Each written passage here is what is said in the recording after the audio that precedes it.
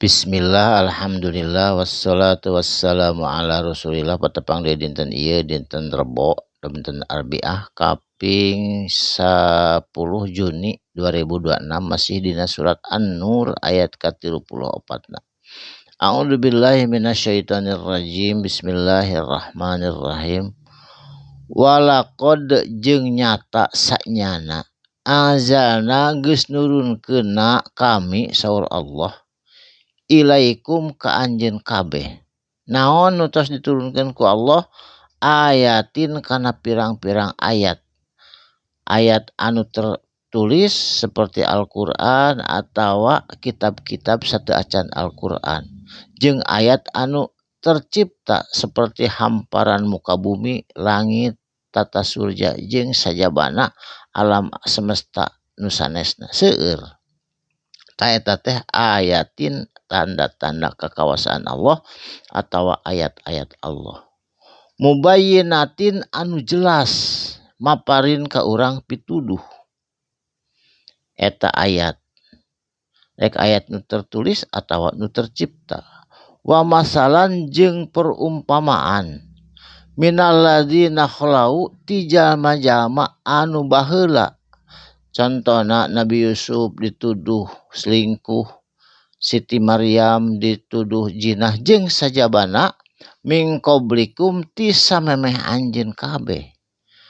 Wa mau'idotan jeung eta teh hiji nasihat atawa pelajaran lil an menyentuh hati lil mutakin pikeun jalma-jalma anu takwa. Anu teu takwa mah teu kasentuh hatena teh.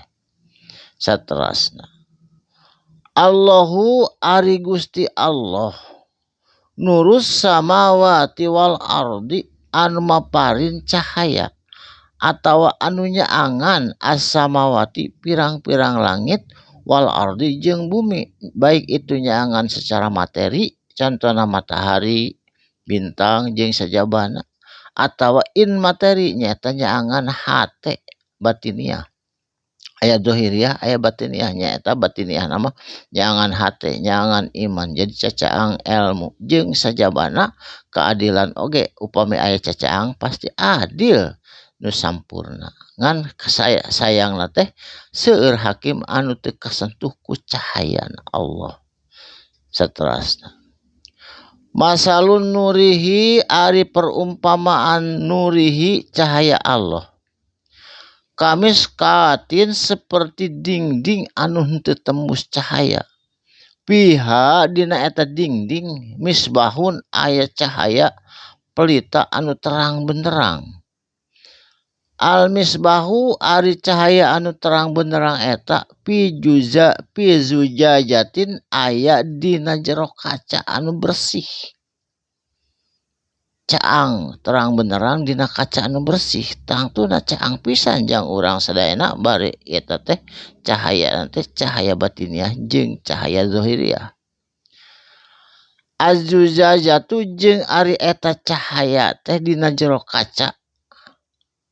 Ka'annahu kacana eta seperti naon cahaya kaukabun, seperti cahaya bintang-bintang anu gemerlap, duriyun anu gemerlap seperti mutiara. Yuqadu anu dinyalakeun min sajarotin tina tangkal mubarokatin anu barokah. Jadi tangkal anu barokah mah kudu kacahayaan ku panon poe. Contohna naon? Az-zaitunatin seperti pohon zaitun anu seueur eta di timur tengah. Naon suburna eta tangkal zaitun? La syarqiyatin aya di tengah-tengah, la syarqiyatin teu di belah wetan, wala garbiyatin jeung teu di belah kulon, tengah we. Tadi upami pepelakan mah kedah di tengah, kedah kacahayaan ku panon poe supados barokah jeung subur. Yakadu hampir-hampir zaituha eta zat atau minyak naha tangkal yudiu nyaangan, jadi ku gemerlapna eta cahaya.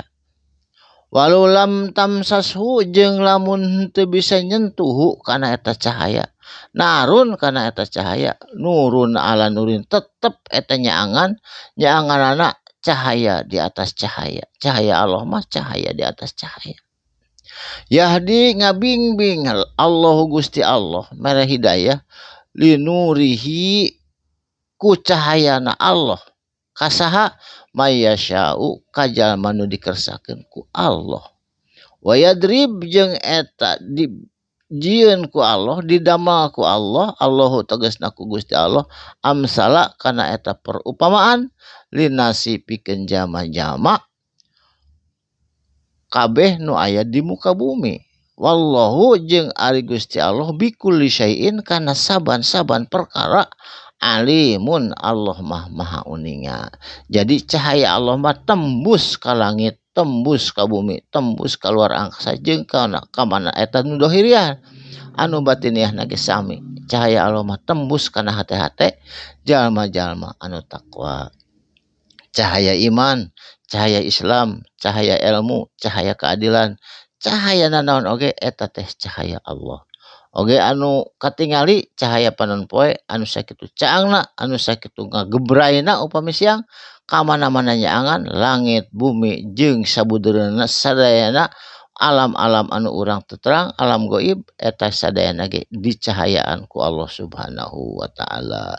Barakallahu li wa lakum mugi aya mangfaatna. Shadaqallahul azim. Wassalamualaikum warahmatullahi wabarakatuh.